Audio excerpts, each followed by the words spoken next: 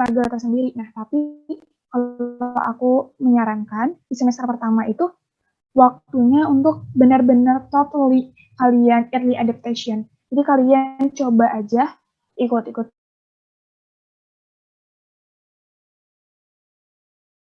kegiatan, misal ada webinar atau apa.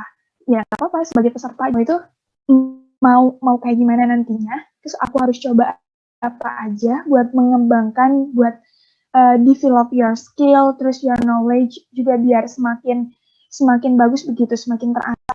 Apalagi jika di antara kalian juga ada yang pengen lintas jurusan misalnya, pasti kan shock banget dengan materi-materi yang sebelumnya nggak pernah diajarin, terus tiba-tiba dibahas gitu. Nah, aku juga ngalamin gitu hal ini. Dan ketika di semester 1 yang aku lakukan adalah aku coba ikut join webinar-webinar, aku coba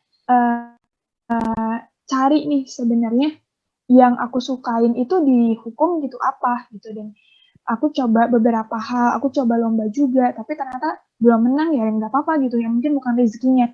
Ya itu nggak menang itu bukan suatu alasan untuk kita berhenti mencoba gitu. Terus di semester kedua, aku udah mulai expand networking, jadi aku udah mulai join beberapa UKM, join beberapa komunitas, aku udah mulai aktif, ikut kesana kesini. Tujuannya untuk apa? Buat connect, buat collaborate. Nah, ketika kalian bisa ngebangun networking yang baik, kalian nanti bakalan punya teman yang banyak. Kalian nantinya bisa mungkin malah salah satu dari teman kalian itu bakalan ngebantu kalian untuk ke jenjang yang lebih tinggi. Misal untuk kerja, nge-build up your career, terus nanti juga bakalan ngebantu buat kalau misalkan ada yang studi lanjut, bisa jadi buat partner sharing atau partner gapai mimpi bareng-bareng. Pokoknya semester 1 dan 2 itu mencoba dan kalian coba connect dan collaborate sama banyak orang. Lalu untuk di semester 3, kemarin aku mulai memetakan strategi aku sebagai mahasiswa hukum dan sebagai mahasiswa baru lah. Kalau di UNES itu ada yang namanya penjurusan. Jadi kamu udah masuk jurusan ilmu hukum, misal aku masuk ilmu hukum. Kan di hukum itu ada pidana perdata, HTN HAN, sama hukum dan masyarakat. Itu namanya konsentrasi, dan pengambilan konsentrasi itu sebenarnya diambil di semester 5. Nah, tapi aku udah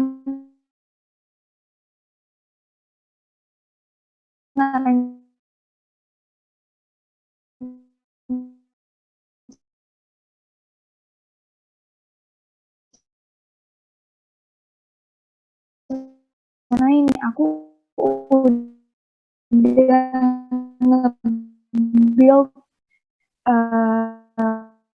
konstruksi yang benar di semester 3.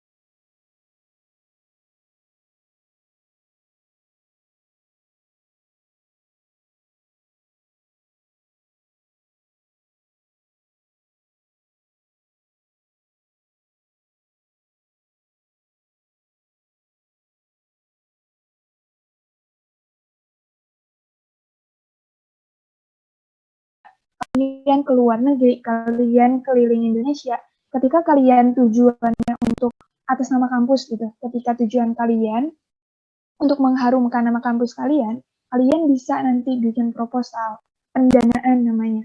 Pendanaan ketika kalian lomba. Jadi selama kalian lomba, misal di luar negeri atau di mana, kalian itu bakalan hotel, pembayaran, semuanya itu bakalan di cover gitu. Dan aku merupakan salah satu orang yang memanfaatkan kesempatan itu gitu. Jadi aku dari semester 2 sampai semester 6 itu aku manfaatin banget uang kampus untuk jalan-jalan gitu, untuk jalan-jalan keliling Indonesia. Kayak aku sebenarnya aku nggak pernah imagine sama sekali buat jalan-jalan ke Bali. Jadi tahun 2018 aku sempat ngomong sama diri aku sendiri, tahun 2019 aku mau ke Bali, aku bilang kayak gitu. Aku nggak kepikiran untuk lomba yang cari lomba apa nih yang ada di Bali, enggak. Tapi tiba-tiba ada lomba kontes fotografi yang kebetulan aku juga punya alatnya gitu dan aku suka fotografi juga. Terus aku join fotografi yang dilaksanain sama Dikti. Kalau di kampus itu ada yang namanya lomba PIMNAS, itu tahunan, dan aku coba apply itu dan ternyata puji Tuhan gitu. Tahun 2019 aku ke Bali gratis dibiayain, dapat uang saku, terus fasilitas yang full gitu. Dan sebenarnya jangan pernah takut gitu untuk mimpi. Atau misalkannya kalian justru mimpinya ketika kalian pengen international opportunity-nya ke mana gitu, ke Malai atau ke Singapura atau ke Thailand, ya kalian coba aja gitu cari ketika kalian udah kuliah. Ini enggak semata-mata di UNES aja, maksudnya ketika kalian nanti ternyata diterima di kampus-kampus yang lebih besar, misalnya di UI atau di UGM, itu juga masih bisa gitu. Kalian masih bisa mengajukan pendanaan, karena itu memang salah satu program yang diusung universitas gitu untuk mengembangkan potensi-potensi dari setiap mahasiswanya. Terus, jangan pernah takut untuk mencoba ikut kompetisi, terus dan sebagainya. Lalu di semester 6 itu akan semakin sibuk kalian karena bakalan banyak banget kegiatan-kegiatan. Mungkin jika kalian ternyata milih untuk berkarir di Saintek, berarti nanti di sekitar IPA, biologi, fisika, mungkin nanti akan disibukkan dengan berbagai kegiatan seperti praktik di lab dan sebagainya. Tapi ketika kalian ternyata memfokuskan di sosial humaniora, contohnya hukum ya, nanti mungkin kalian juga bakalan lebih banyak praktiknya, praktik sidang dan sebagainya. Nah, di semester 6 ini, kalian udah harus ngingetin nih ke diri sendiri, oh aku punya visi nih, aku jangan terlalu terbuai dengan kegiatan-kegiatan yang aku ikutin gitu. Jangan terlalu gimana ya? Jangan terlalu kebawa gitu dengan arus ketika kalian semester 6 tuh bakalan complicated banget soalnya. Jadi kalian harus ingat visinya kayak gimana yang udah kalian map in di semester 3. Lalu di semester 7 yang aku lakukan adalah fokus sama research sama tesis gitu. Nah, di samping aku kemarin selama 1 bulan mengerjakan skripsi dan alhamdulillah lulus di bulan Oktober, terus udah wisuda juga di bulan November. Nah, aku juga lakuin 2 hal gitu. Aku ikut penelitian dosen sama garap skripsi aku. Nah, mungkin kalau yang sekarang, jika kalian pengen punya targetnya 8 semester nih, pengen memaksimalkan, bisa juga kalian harus coba untuk cari work experience sama internship. Nah, terus kalau misalnya kalian pasti nanya nih, ada yang nanya, Kak, kakak kan cuma lulusnya 6 semester, terus nggak punya pengalaman kerja dong, nggak punya pengalaman magang dong. Nggak salah besar itu, karena sejak semester 1, itu aku nggak pernah dapat yang namanya liburan gitu. Jadi setiap liburan antar semester, dari semester 1, semester 2, semester 2, semester 3, nah di setiap garis-garis ini, aku tuh selalu mengisinya dengan, kalau enggak les, bahasa asing, aku coba untuk work experience, atau coba magang gitu. Nah, ini sebenarnya pintar-pintarnya kalian mau menempatkan work experience sama internship kalian itu di mana. Jadi pengalaman kerja dan magang gitu kan, karena kalau udah masuk dunia kampus, kalian itu bukan hanya dituntut untuk tahu teori-teori aja, tapi juga kalian bisa mengimplementasikan teori-teori tersebut yang di masyarakat gitu. Mungkin kalau hukum bisa magang di law firm itu kayak kantor pengacara, terus bisa juga magang di pengadilan dan sebagainya. Nah, itu opportunity yang luar biasa ketika kalian bisa lulus cepat dan juga bisa coba nge-expand work experience sama nyoba beberapa internship itu. Jadi nanti ketika udah lulus itu ada pengalaman kerjanya. Next.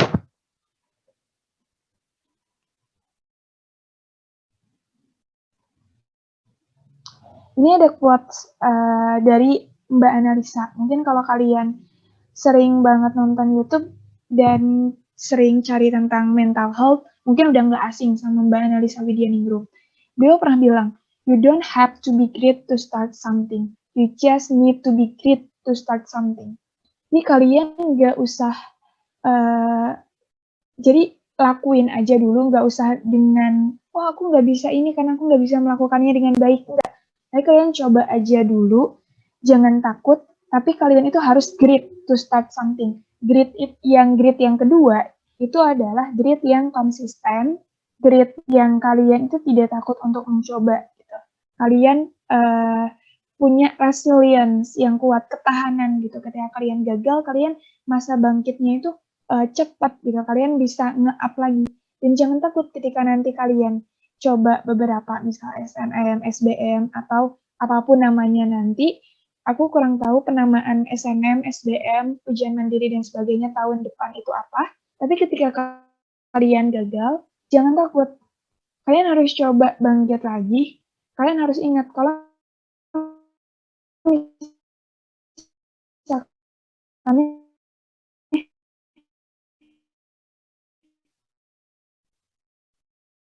coba gagal semangat lagi. Mungkin kalian harus self evaluasi. Kira-kira sebenarnya apa sih masalah dari aku? Sebenarnya yang harus aku lakuin tuh apa sih? Sebenarnya yang aku lakuin tuh udah bener belum sih kayak gitu. Nah, jadi kalian harus banyak evaluasi ke diri sendiri juga. Biar nanti kalian bisa nyusun map strateginya itu benar. Nyampe ke college gitu. Next.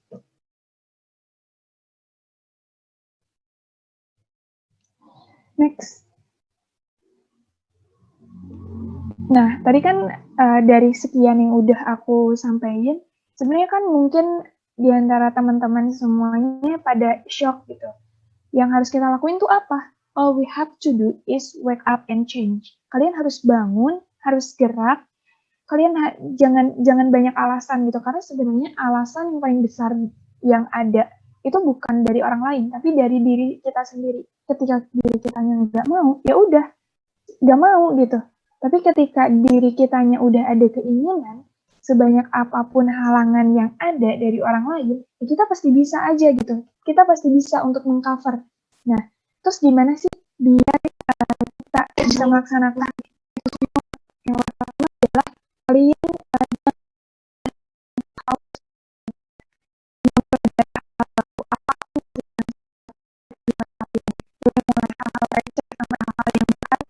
ya jangan jangan pernah stop untuk cari tahu terhadap sesuatu gitu. Jangan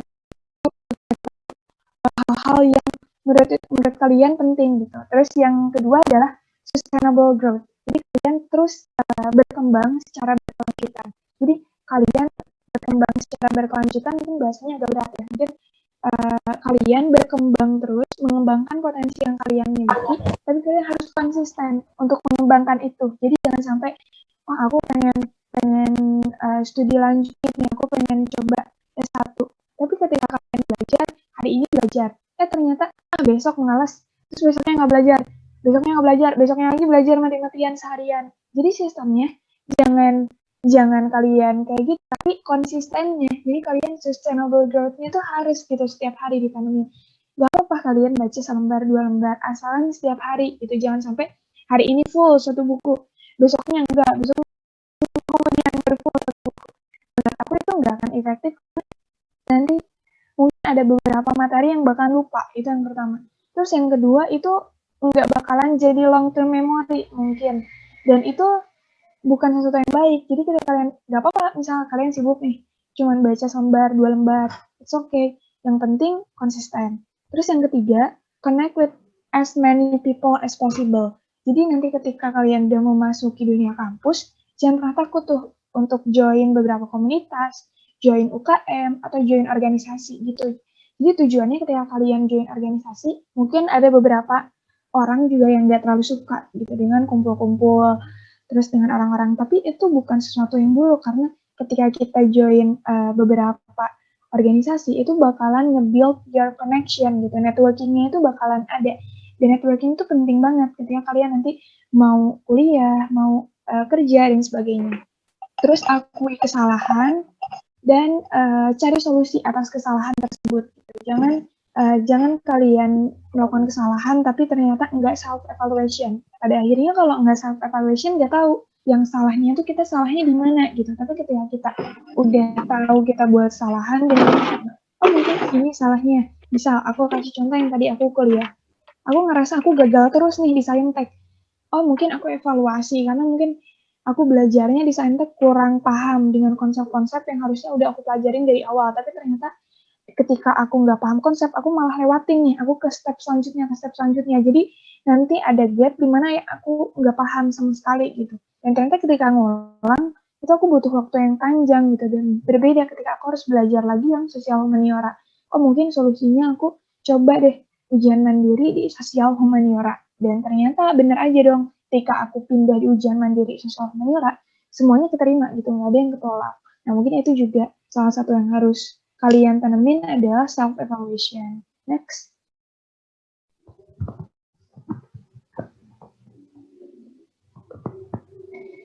Nah, kan tadi aku sempat banyak tuh nge-mention tentang akademik, organisasi, exchange, kompetisi, volunteering, publication, terus conference, workshop, seminar. Nah, sebenarnya gimana sih kita bisa menggapai itu semua gitu? Sebenarnya ini kan perlu manajemen diri dan manajemen waktu yang baik ketika kita untuk menerapkan ini. Tapi nggak apa-apa, hal yang paling penting ketika kita ingin melaksanakan ke semua item tersebut adalah balance. Kita coba untuk balance antara akademik, organisasi, terus volunteering, competition, atau misalkannya bagi yang suka nulis mungkin journal publication or article, itu gak apa-apa, kalian do it semuanya, tapi semuanya 100 gitu. Ketika kalian melakukan sesuatu ya kalian harus lakukan dengan terbaik gitu. Versi terbaiknya kalian ketika membuat sesuatu tuh kayak gimana. Nah itu semuanya di balance. Terus next.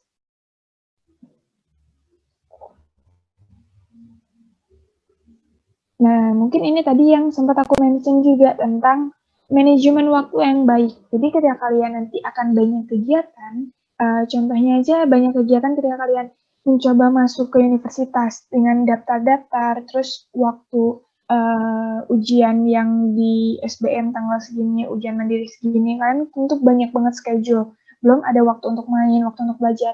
Kalian bisa nih pakein the enhancement hour metric tentang urgent not urgent, important not important.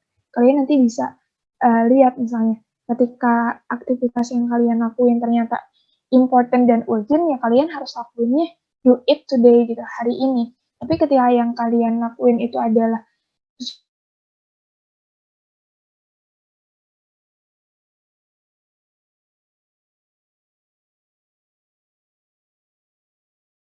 urgent tapi nggak penting nih, kalian mungkin bisa ngedelegasiin, ngedelegate ke orang lain gitu, orang lain yang kalian percaya.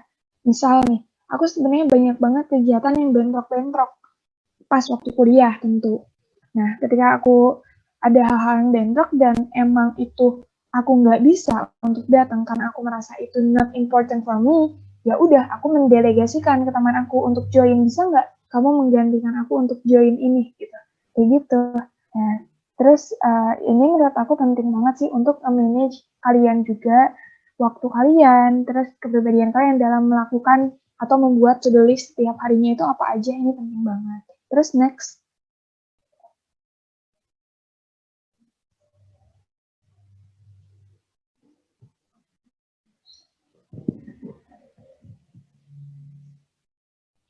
Nah, gimana sih caranya kita menghadapi setiap tantangan-tantangan gitu?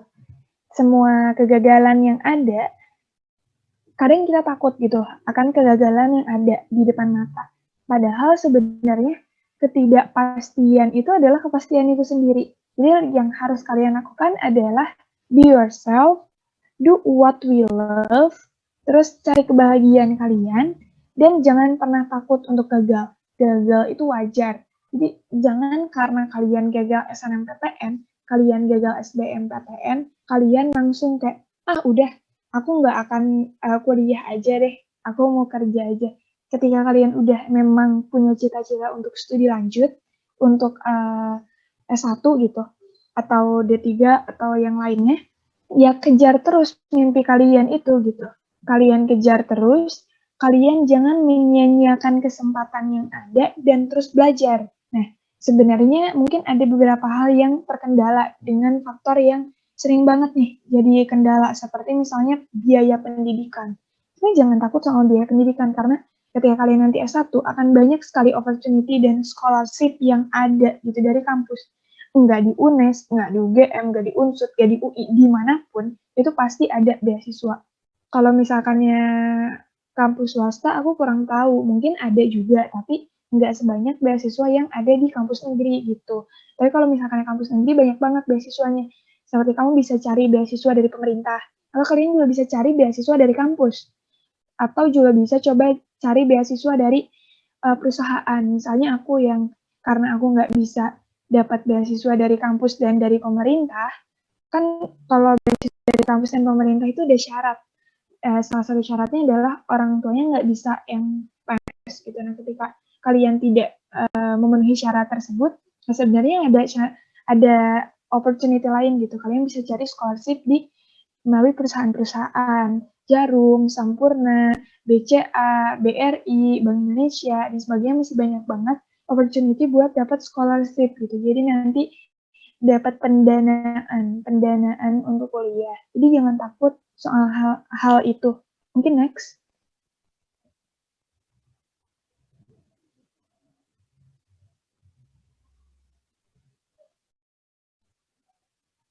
Tips dari aku adalah konsisten,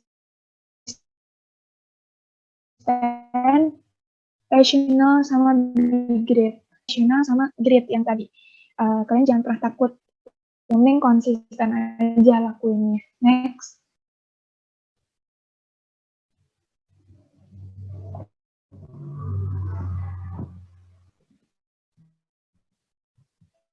Next.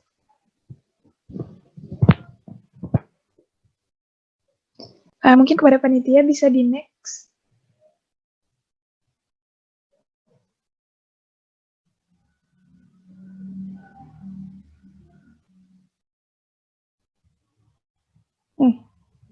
Ini quote sebagai penutup. Jadi, the size your problem doesn't compare your ability to solve. Jadi ketika kalian punya masalah nih, jangan membesar-besarkan masalah kalian dengan kemampuan kalian. Sebenarnya kemampuan kita itu tidak terbatas gitu. Jadi jangan sampai masalahnya dibesar-besarin dan kalian merendahkan diri sendiri dan kalian menganggap bahwasannya aku nggak mampu menyelesaikan masalah ini. Jangan kayak gitu. Karena sebenarnya masalah itu bisa untuk diselesaikan. The size of your problem is nothing compared with your ability to solve them. Don't overestimate your problem and underestimate yourself. Mungkin itu dari aku. Saya Siti Faridah, terima kasih.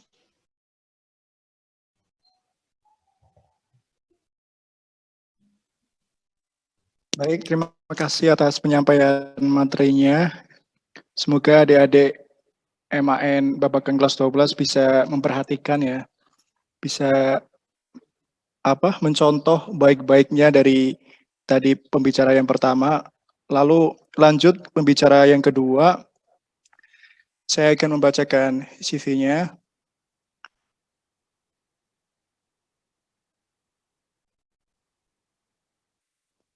Ya, CV narasumber, nama lengkap Tristiana Hidayatul Wahidah, jenis kelamin perempuan, agama Islam, riwayat pendidikan SDN Kepo, MTS Rodlotul Ulum, MA Rodlotul Ulum, Biologi FMIPA UNES, dan PP Asabillah.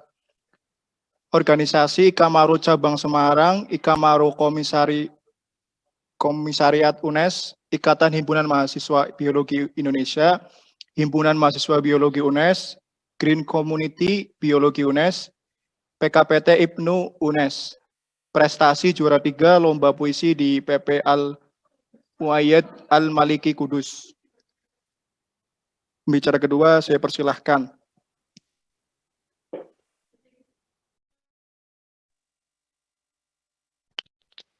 Baik, terima kasih kepada moderator dan juga panitia yang sudah memberikan kesempatan bagi saya untuk sharing pada pagi hari ini. Sebelumnya sudah dibacakan ya mengenai biodata dari saya. Memang dari narasumber yang ada pada pagi hari ini, saya yang paling masih kecil, kasarannya yang belum lulus gitu, yang masih belum lulus. Tapi di sini saya mungkin akan sharing terkait persiapan teman-teman di kuliahnya mau di mana, kemudian jurusannya mau apa gitu. Karena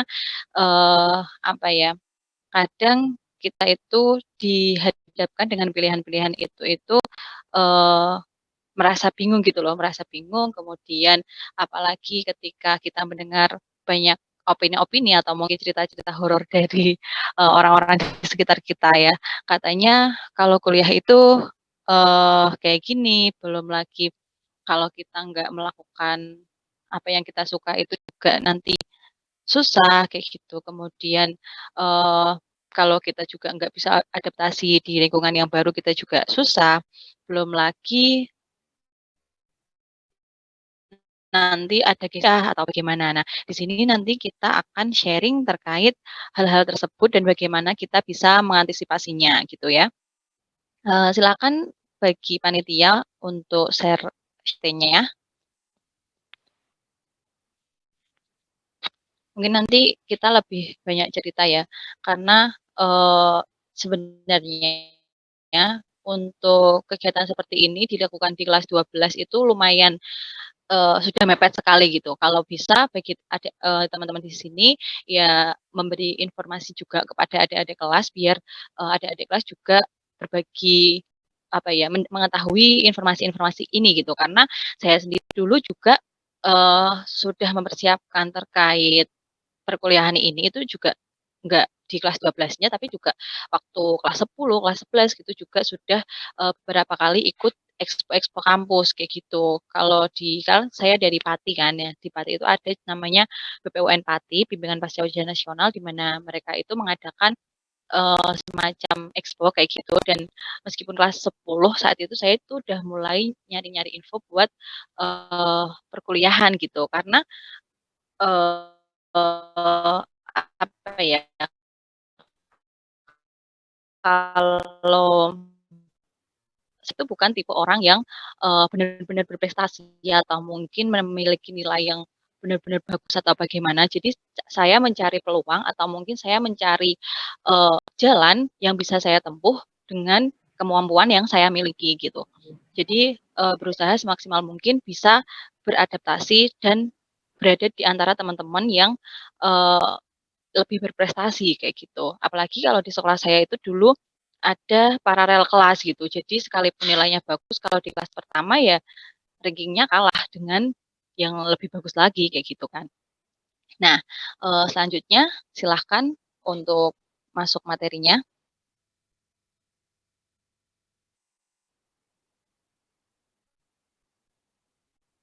Eee, iya. Yang pertama mengenai memilih jurusan dan PTN.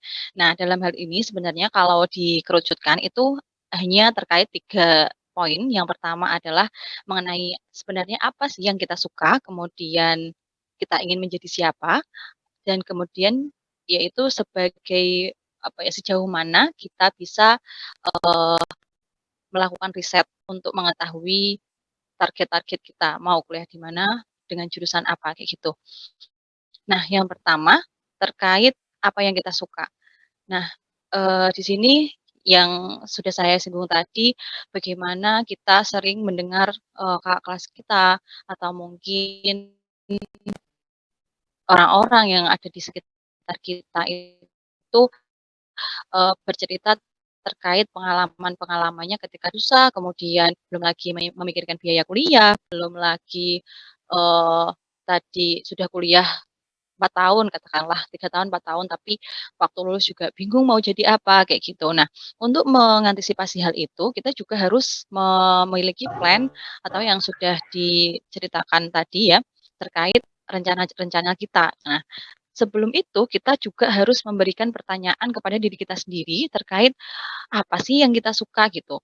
Nah, hal ini juga berkaitan dengan beberapa hal. Yang pertama itu mengenai minat, kemudian bakat dan potensi diri kita, selain itu juga motivasi diri dan juga kepribadian.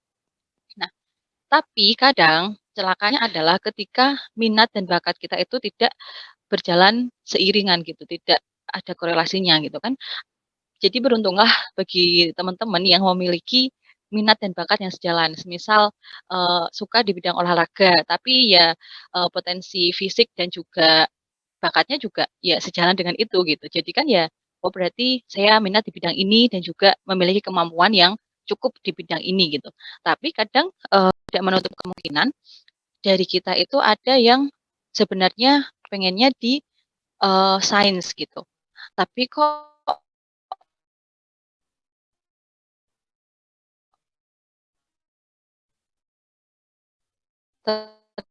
ternyata kalau kita inginkan, sedangkan kalau bakat itu yang kita miliki tanpa kita, menekuni bidang itu dalam waktu yang lama gitu, dibandingkan teman-teman, kita bisa, menguasai bidang itu lebih unggul ketika kita menjalani proses yang sama. Sama-sama belajar musik katakanlah 3 bulan, tapi teman-teman kita sampai cuman bisa itu-itu aja, tapi kita bisa dengan waktu yang sama gitu. Itu mengenai bakat dan potensi gitu. Nah, ketika kita disuruh memilih, antara minat dan bakat, kalau yang tidak sejalan gitu ya, sebisa mungkin kita berusaha, kita harus memilih minat.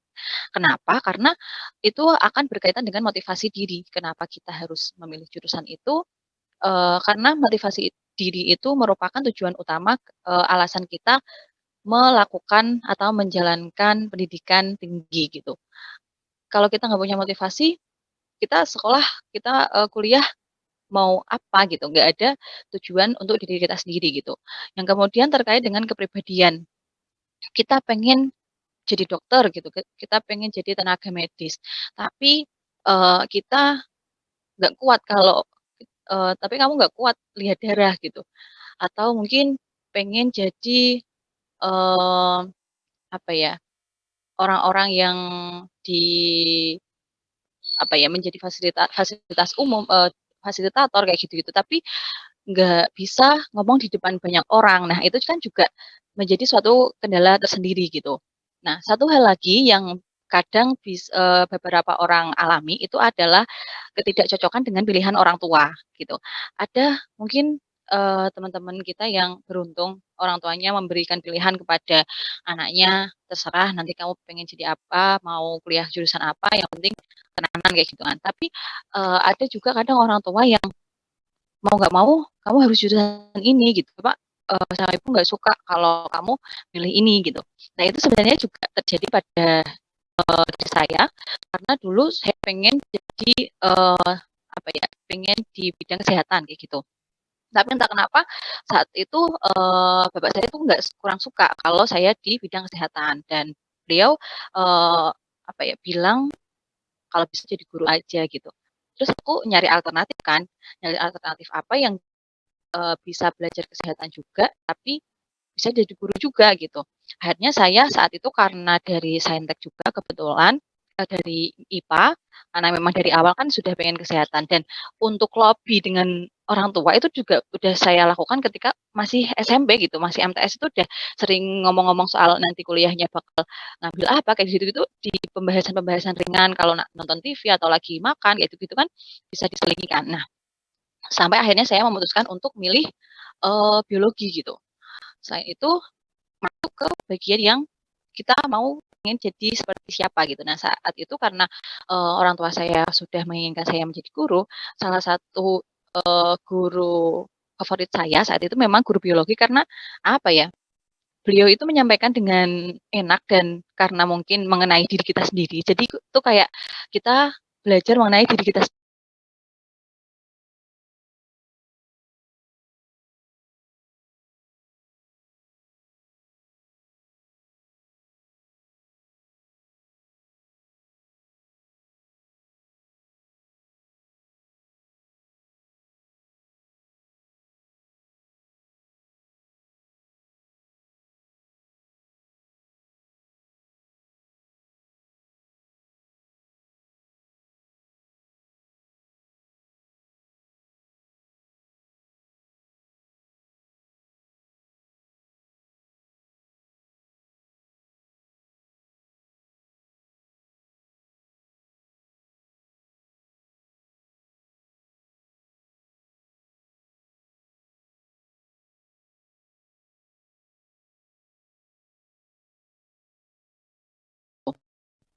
Nah, kemudian, dalam hal ini juga kita, bisa memprediksi gimana gimana sih kita bisa mengetahui apakah nanti jurusan itu tuh sesuai nggak sih sama kita gitu.